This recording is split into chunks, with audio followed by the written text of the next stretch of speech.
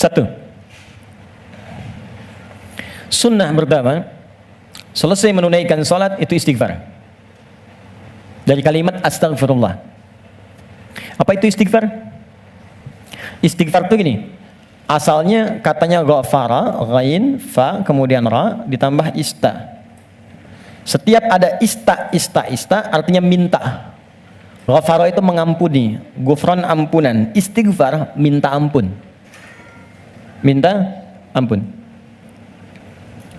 Di dalam Al-Quran, kalimat ghafara dan turunannya disandingkan dengan dosa. Dosa. Ya, turunan dari ghafara, ghafir. Ya, Quran surah 40 ayat 3. Ghafiridz dzambi wa qabilit taubi. Dari ghafir ada ghaffar, ghaffar. Quran surat Nuh ayat ke-10. Faqultu astaghfiru rabbakum innahu kana ghaffara. Dari situ ada ghafur. Pernah dengar kata ghafur? Innahu huwal ghafurur rahim. Ada ghafir, ada ghaffar, ada ghafur. Semuanya menunjuk pada nama Allah yang mengampuni orang berdosa dengan semua tingkatan yang berbeda-beda. Kalau dosanya relatif kecil, tapi maaf, sekecil-kecilnya dosa juga. Kalau dosanya relatif kecil, ghafir. Agak menengah, ghaffar. Maaf, semakin terkumpul, ghafur diturunkan. Sampai manusia dipaksa, sebanyak apa sih dosamu? Kalau aku sudah turunkan nama yang paling tinggi untuk mengampuni semua dosa, dan engkau belum taubat juga, berarti bukan aku yang salah, kata Allah. Kamunya yang gak pengen berubah. Jadi, teman-teman, mohon maaf ya, justru nama-nama ini menunjukkan kepada kita, Allah membuka jalan, peluang pada setiap orang untuk berubah jadi baik. Gak ada manusia yang sempurna. Fala tuzakku anfusakum, kata Allah, jangan merasa diri paling baik. Jangan merasa paling suci. Semua orang pasti pernah punya salah. Saya pun mungkin sekarang kelihatan bagusnya aja karena aibnya nggak dibuka. Kalau dibuka mungkin ada katakan nih, ternyata Ustadz ini buruk juga, Ustadz ini kotor juga. Ini peluang dalam Al-Quran menawarkan, ayo berubah jadi baik. Semua orang pasti pernah punya masa lalu yang kelam. Tapi orang hebat itu yang bisa merubah yang kelam menjadi lebih baik di masa datang. Karena itu orang hebat disebutkan dalam Al-Quran, orang yang ketika dia merasa salah, dia berubah menjadi soleh. Karena itu dia ambil cara untuk tobat. Karena itulah Nabi memberikan isyarat, Allah sangat mencintai pelaku maksiat yang tulus bertobat dibandingkan orang soleh yang tidak pernah merasa salah. Catat itu. Di peluang jadi baik untuk semua. Di teman-teman pun kalau ada yang ingin taklim, jangan dilihat siapa dia. Oh dia ini, dia itu. Mungkin bergabung, barangkali dia lebih soleh dari orang yang pernah datang sebelumnya.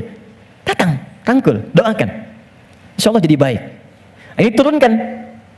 Tapi yang paling menarik teman-teman sekalian, nah fungsi istighfar yang pertama, kita minta ampun, artinya ada dosa.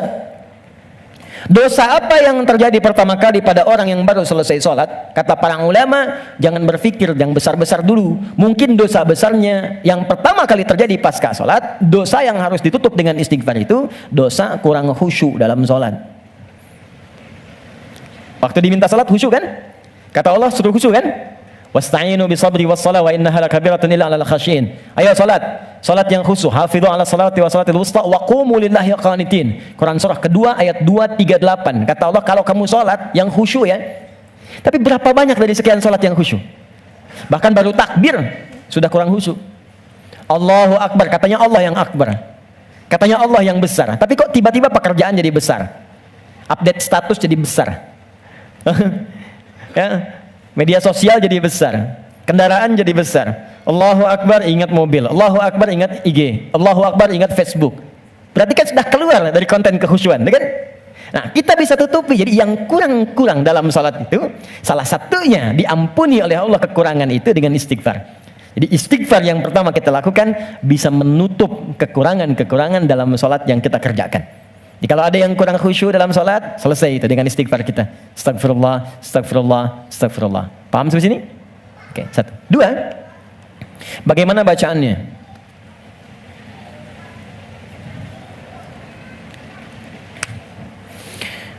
Teman-teman sekalian, bacaan istighfar itu bergantung pada kadar dosa dan jenis kesalahan yang kita perbuat. Misal, kalau yang standar tadi, ini kan standar. Ingat cara membaca hadis Nabi itu begini, jangan pakai terjemahan. Lihat dengan ilmunya. Jadi kalau Nabi katakan ini bukan berarti harus begini saja, kalau yang lain tidak. Bukan. Kumpulkan dulu semua referensinya, baru kita lihat. Yang tadi, yang singkat, itu bacaan standar. Astagfirullah, astagfirullah, astagfirullah. Itu standar. Standar kita baca untuk menutupi kekurangan dalam salat. Tapi kalau kita ingin memohon kepada Allah dengan istighfar itu real, nyata, menggugurkan dosa yang kita kerjakan, maka coba oleh antum diingat dulu, punya jenis dosa apa yang kita kerjakan dalam kehidupan. Ya, saya beri contoh 3 dalam Al-Quran. Sebenarnya nggak terlampau banyak ya. Dosa standar. Dosa standar. Apa dosa standar itu? Ya standarnya memang sering berdosa. Contoh, mata fungsinya apa? Oh kan? Lupa kan? Oh, kalau sudah lupa suka nggak ingat memang. Mata itu untuk kita bukan melihat, tapi melihat yang baik-baik. Ingat, melihat yang baik-baik. Teruskan kalimatnya. Kalau melihat saja, semua dilihat. Tapi ketika Anda ikutkan melihat yang baik, berarti ada yang boleh dilihat, ada yang tak boleh dilihat. Yang baik itu yang dilihat. Ketika mata melihat yang tak baik, berarti salah. Kalau salah, berpeluang dosa. Gambar tak baik, nggak boleh dilihat. Tayangan tak baik, nggak boleh dilihat. Digi, maaf sekali kalau kurang menyenangkan kalimatnya, tapi karena saya sayang dengan Anda. Saya sayang, saya khawatir nggak bisa berjumpa di suatu saat nanti. Dan saya nggak tahu saya pun di mana. Tapi karena saya sayang pada Anda, saya sampaikan kalimat ini. Kalau dipandang saya nggak boleh, apalagi dilakukan? Maka jangan jadi pelakunya. Melihat aurat orang saja yang tampaknya nampak, nggak boleh dilihat, terus Anda jadi pelakunya. Jadi bintangnya gitu. Maka berapa banyak dosa Anda kumpulkan dari situ? Jadi ketika mata saja, ini kan mata peluang melihat yang tak baiknya banyak. Ya Anda keluar dari sini, Videotron muncul. Jangankan keluar, buka handphone ada gambar, WhatsApp ada iklan. Anda lihat status, yang lihat status istri orang. Terus sebaliknya. Ya, salah? Tidak. Tapi kalau syahwat datang, jadi keliru. Salah bicara, coba tunjukkan pada saya. Sampai jam sekarang saja teman-teman, jam 11 ini, berapa kali mata salah lihat? Telinga salah dengar, pikiran salah menangkap, lisan salah bicara, sampai ujung kaki. Maka untuk menutup itu, ada zikir standar yang kalau dibacakan, kita memohon kepada Allah, lisan yang salah tempat, mata yang salah tempat, telinga yang salah fungsi, bisa ditutup oleh Allah dosa-dosanya. Salah menempatkan sesuatu disebut dengan zalim namanya. Zalim itu keliru menempatkan sesuatu bukan pada tempatnya. Gelas untuk minum, gayung untuk mandi. Ada orang mandi pakai gelas, minum pakai gayung. Zalim. Mata melihat yang baik. Ketika dipakai melihat yang tak baik, zalim namanya. Maka ada zikir untuk menutup perbuatan zalim dan minta rahmat kepada Allah untuk mengampuni dosa-dosa yang tertuang dalam perbuatan zalim itu. Itu di Quran surah ke-7 ayat ke-23. Dan zikir itu sudah diajarkan oleh Nabi Adam sejak pertama turun dari surga ke bumi. Rabbana zalamna anfusana wa illam taghfir lana wa tarhamna lanakunanna minal khasirin. Quran surah ke-7 ayat 23. Oke. Kalau teman-teman pengen baca untuk menutup dosa-dosa itu, kita tahu nih banyak dosa misal. Atau mohon maaf saya tes dulu atau saya tes lagi. Barangkali ada yang merasa dosanya masih sedikit. Yang nggak punya dosa hari ini siapa? Boleh angkat tangan. Oke. Yang sedikit. Yang banyak. Kayak saking banyaknya kita sulit angkat kan? Karena merasa ada, karena standar. Ini apalagi sekarang peluangnya banyak tuh. Saya barusan protes tuh di pagi tadi. Saya mengingatkan pada media-media. Kenapa sih sekarang banyak menampilkan yang buruk-buruk tayangannya? Sehingga jadi tutorial maksiat gitu. Sekarang maksiat tuh ada tutorialnya. Coba, Allahu Akbar. Saya di jalan aja mau ke sini, buka berita isinya pembunuhan, perampokan, gini itu. Apa nggak ada yang baik-baik diberitakan? Orang itu kan apa yang diberitakan, pasti itu yang dilihat. Jadi kalau Anda membuat tayangan bagus, punya dilihat juga. Jadi kalau bisa bikin yang soleh, kenapa membuat yang salah? Kalau bisa membuat yang baik, teman-teman nih ya, misal Anda nih ikut project, bekerja di situ. Jadi kalau Anda semuanya kompak kerjakan yang baik, kan ikut kok semuanya. Siapa mau mainkan yang buruk-buruk? Jadi kalau kita bisa mengerjakan yang mulia, kenapa harus mencari sesuatu yang tidak baik? Nah, sekarang kita sendiri ketika mengerjakan diingat, ini baru hari ini, belum sebelumnya. Di begitu kita ingat, kita ingin tutupi, mohon izin, saya mungkin kalimatnya kurang menyenangkan. Setiap kita akan yakin akan meninggal. Pasti akan wafat. Pasti. Teman-teman pernah ingat nggak? Kita mengaji dari tahun berapa? Sampai sekarang. Coba hitung satu-satu di antara kita. Apakah ada yang selama kita awal mengaji masih ada orangnya sekarang? Mungkin sebagian sudah nggak ada. Mungkin kita sholatkan sama-sama bahkan. Atau kalau bukan dia, kerabatnya yang pulang duluan. Dan kita akan menyusul. Dan kita yakin suatu saat kita akan disolat, kita akan pulang. Nah sekarang kita yakin kita akan wafat, tapi kita nggak punya bekal untuk pulang. Anda mudik bulan Ramadan aja, ke Idul Fitri, Anda nggak punya bekal, kan nggak berani mudik Anda. Kenapa nggak mudik Pak? Nggak ada bekal. Sekarang kita mau kembali kepada Allah dan Anda merasa, kita merasa kurang bekal. Bagaimana cara kita pulang? Maka yang standar tadi kita perbaiki. Maaf. Kan tidak ada aibnya kita istighfar. Jadi baik itu salahnya apa sih? Mata kan sama-sama melihat juga. Telinga sama dengar juga. Jadi kalau kita bisa mendengar yang baik, kenapa harus mengerjakan yang tidak baik? Maka kita koreksi. Kita bacakan. Rabbana zalamna anfus. Ya Allah, kami selama ini salah. Anfus itu diri. Saya salah menempatkan tubuh saya. Saya mengakui mata saya salah lihat. Saya mengakui telinga saya salah dengar. Sampai ke kaki saya, ya Allah. Saya mengakui itu semua. Wa illam taghfir lana ghafar. Dan saya mohon ya Allah, kalau kau nggak ampuni dosa aku ini saat ini, wa tarhamna, nggak rahmati aku, nggak sayangi aku dengan ampunanmu, lanakunanna minal khasirin. Aku takut kalau pulang aku rugi. Aku takut kalau wafat sekarang terus aku masih banyak. Itu minta. Ini yang pertama. Maka dari itu, Anda boleh bacakan itu. Kalau standar tadi, astagfirullah, astagfirullah, astagfirullah. Jadi yang dimaksud baca astagfirullah itu yang standar.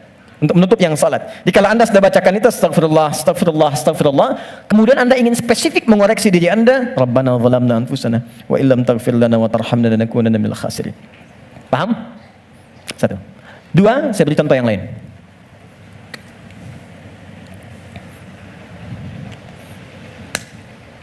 Ada zikir istighfar yang terkait dengan kurang sabarnya saat mendapati ujian. Sampai Anda berkata, ya Allah, kenapa mesti saya? Ya Allah, saya kan pengen hijrah, kenapa banyak masalah? Ya Allah, kenapa pekerjaan saya nggak pernah sukses? Ya Allah, kenapa rumah tangga saya jadi begini? Saya kan pengen berubah. Itu pernah terjadi di masa Nabi Yunus alaihissalam. Nabi Yunus Dzannun pernah diuji oleh Allah. Jadi Anda bayangkan, Nabi aja yang jelas surganya itu diuji. Masa kita yang belum jelas surganya nggak pengen ujian? Oke. Jadi teman-teman sekalian, kita kembalikan Quran surah ke-21 ayat 87 sampai 88. Wa dhannuni idh dhahaba mughadiban wa dhanna an lan naqdir alayhi. Dan aku perkenalkan, kata Allah, aku buka kisah Dzannun, Yunus alaihissalam. Ya, aku tugaskan. Jadi Yunus punya tugas alaihissalam berdinas di bumi sebagai rasul. Tantangannya nggak mudah. Maaf ya. Ada yang kemudian mencela, ada yang menghina, ada yang menghujat, sampai naik ke kapal, sampai dilempar ke laut, sampai ditelan ikan paus. Puncaknya. Sampai puncaknya. Saya mau tanya pada Anda, kalau ditelan ikan paus, kira-kira pengap atau tidak? Sudah pernah masuk? Gelap ya? Kita bayangkan, gelap, pengap, sulit kan? Tapi, yang ingin saya katakan begini. Nabi Yunus pada saat itu muncul sisi kemanusiaannya. Keluar kalimat begini, ya Allah, kapan kau tolong saya? Tuh.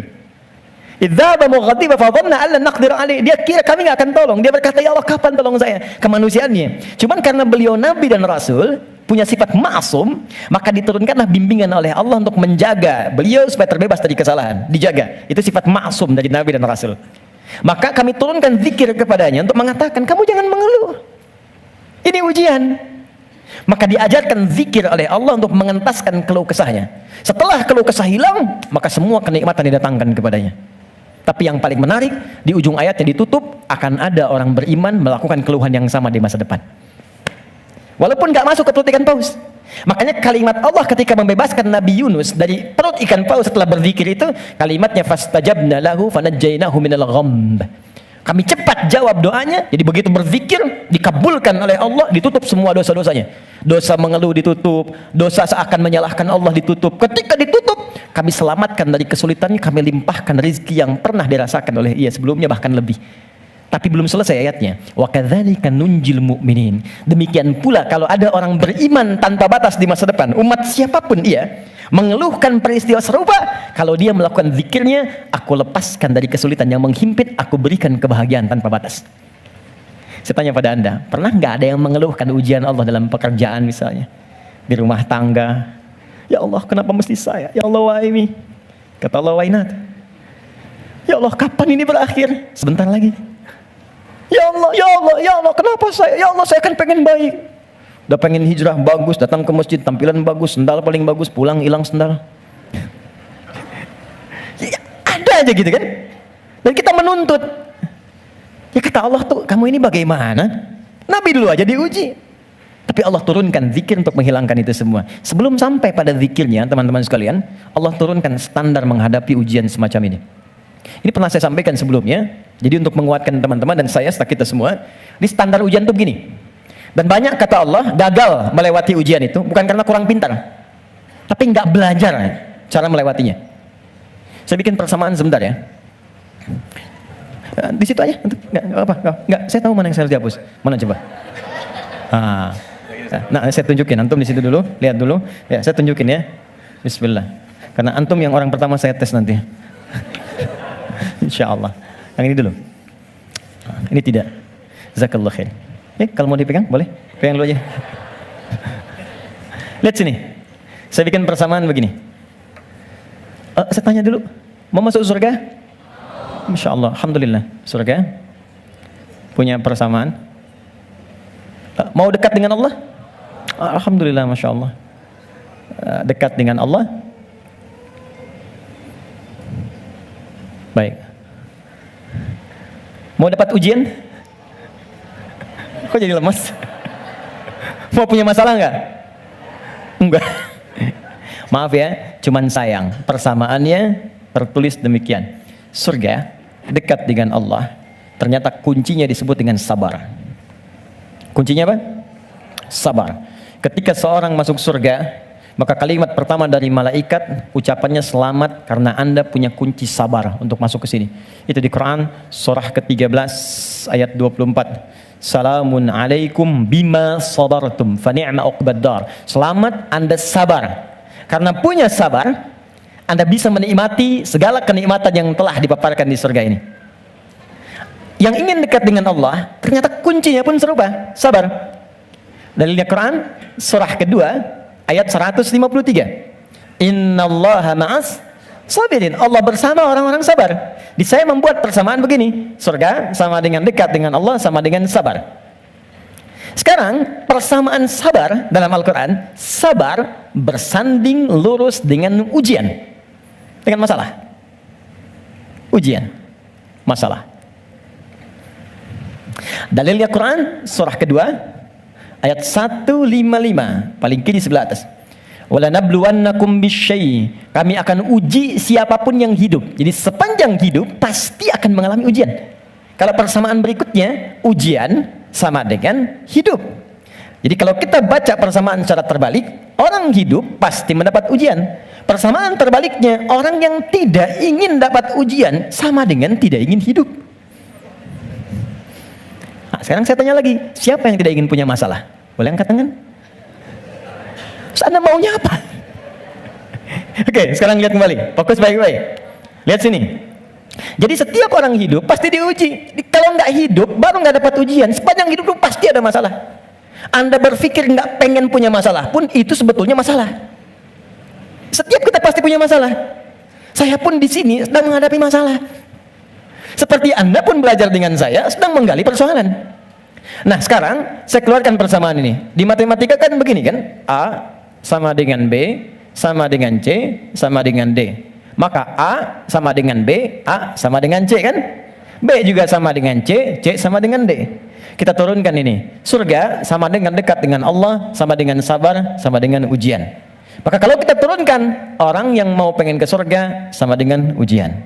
Pengen dekat dengan Allah sama dengan ujian. Pengen sabar sama dengan ujian. Jadi kalau Anda ingin mendapatkan surga, pasti dapat ujian. Karena surga itu kunci untuk mendapatkan nikmat Allah. Dan untuk mendapat nikmat Allah, sabar. Untuk sabar, ada ujian. Jadi ujian itu kunci untuk ke surga. Ujian itu kunci untuk dekat dengan Allah. Jadi makanya berbahagialah ketika sedang punya masalah. Artinya itu mendekatkan Anda untuk dekat dengan Allah. Coba ibu kalau nggak diuji dengan perilaku suami yang kurang menyenangkan, ibu nggak akan mungkin nikmat tahajud malam hari minta sampai berderai air mata. Kenapa jadi ketawa? Antum kalau nggak diuji dengan ujian pekerjaan, nggak akan nikmat antum puasa. Bukankah tahajud datang saat pekerjaan mulai macet? Saat akhir bulan uang belanja belum keluar? Baru kan mulai, ya Allah. Terus puasa, terus baca Quran. Di kadang-kadang ujian itu muncul supaya kita bisa menikmati kedekatan dengan Allah. Di ketika Anda mengatakan, ya Allah, aku ingin ke surga Firdaus. Baik, nih ujian. Ini masalah. Cuman supaya gampang mengatasi itu, diturunkanlah fikihnya, muncul caranya. Bagaimana supaya ringan menghadapi ini? Jadi bukan gelar yang dibutuhkan di sini, pelajaran. Anda nggak belajar, nggak lulus ujian. Sekarang ini ada ujian kehidupan, nggak dipelajari, status Anda setinggi apapun gagal. Bagaimana rumusnya? Sebelum kita ke kalimat yang kita akan bacakan, maka turunan di Al-Quran. Ada 3 rumus. Pertama, kalau Anda sedang menghadapi masalah, kalau tidak ingin rumit, baik di kantor, di rumah, dimanapun, pertama kata Allah berlaku Quran surah kedua ayat 286. La yukallifullahu nafsan illa. Ini nih rumusnya. Prinsip pertama, tolong tanamkan dalam jiwa kita. Mustahil Allah menguji seorang hamba di luar batas kemampuannya. Kalau kita bahasakan ini ke dalam bahasa psikologi, itu akan menenangkan jiwa kita. Kalau Anda sedang diuji, katakan, kata Al-Quran, bisa, mampu. Karena mustahil Allah menguji kalau Anda nggak mampu. Teman-teman maaf ya, yang mampu itu Anda, bukan saya. Ketika Anda punya masalah sebesar apapun sekarang, Anda mampu, saya tidak. Karena itu Anda yang diuji, bukan saya. Allah menilai Anda mampu. Kenapa Anda pesimis? Allah menciptakan kita mengatakan Anda mampu. Kenapa kita yang diciptakan pesimis? Nikmati saja, katakan pasti bisa. Mampu saya. Kita yang punya ayatnya, orang Jepang yang praktekkan. Bahkan dia bikin benteng Takeshi. Kamu bisa, kamu bisa, kamu bisa. Hanya untuk menaklukkan Takeshi. Kita punya, saya senang baca ya, senang baca dulu lihat. Nonton tidak. Cuma saya senang lihat baca apa gitu kan. Baca saya tahu. Son Goku, musuhnya Piccolo, penulisnya Sasuke Watanabe, saya tahu itu. Ya. Jadi tapi bacaan saja ya. Liverpool kalah 2-0 sama Chelsea, saya tahu nih. Nah, balik sini. Kembali ke awal tadi. Jadi ya itulah ujian. Kita mampu. Yang kedua, rumus kedua, Quran surah kedua Al-Baqarah di pertengahan ayat. Ya, yuridullahu bikumul yusra wala yuridu bikumul usra. Paling gampang al-insyirah, inna ma'al usri. Itu secara psikologis itu akan menguatkan kita. Dikata Allah, kalau engkau sedang punya masalah, katakan pada dirimu, pasti mudah. Pasti ada solusinya. Kalau diri kita begitu, itu akan ringan menghadapinya. Maaf ya, dibandingkan Anda menulis status, nggak akan selesai. Ternyata kamu tidak seperti yang aku kira.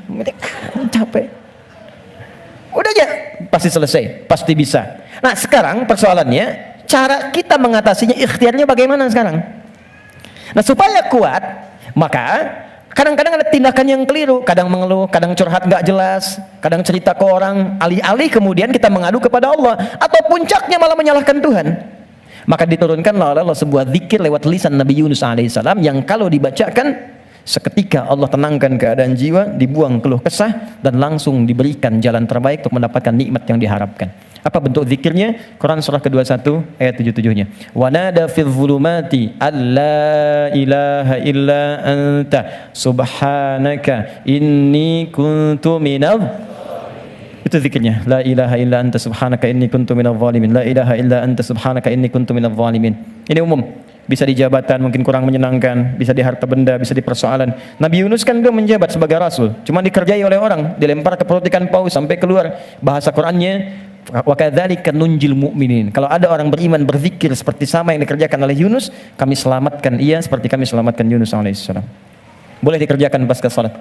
Langsung perintahnya di Al-Quran. Jadi kalau secara pribadi bacakan Rabbana zalamna anfusana, zikir terkait tadi bacakan ini. Bonusnya ada juga kan penyakit yang suka memvonis diri. Ya Allah, aku kok malah sakit begini? Kenapa mesti aku yang sering tahajud, sering puasa? Kenapa begini? Lakukan zikir Nabi Ayub alaihissalam. Bukan hanya diberikan ketenangan pada jiwa, bahkan diberikan kesembuhan. Diberikan kesembuhan. Saya berani mengatakan ini karena saya coba praktekkan di kalangan teman-teman spesifik. Dan hasilnya 100%. 100%. Ini ada saudara kita yang sedang ikut karantina dari Goa. cukup jauh, Makassar ke sana. 30 orang. Rata-rata di atas 50 tahun. 53, 57, sekian. Sekaligus pendidikan imam. Sekarang di Sukabumi. Ada di antara mereka yang matanya satu nggak ngelihat. Satu. Coba saya sampaikan pesan Al-Quran ini, saya datang, saya kunjungi ke sana, saya sampaikan, begini cara menghafal, Anda bacakan doa ini sebelum menghafal ini, setelah menghafal ini. Kalau ada hajat khusus, cari di Al-Quran. Saya tunjukkan beberapanya. Tahu apa yang terjadi?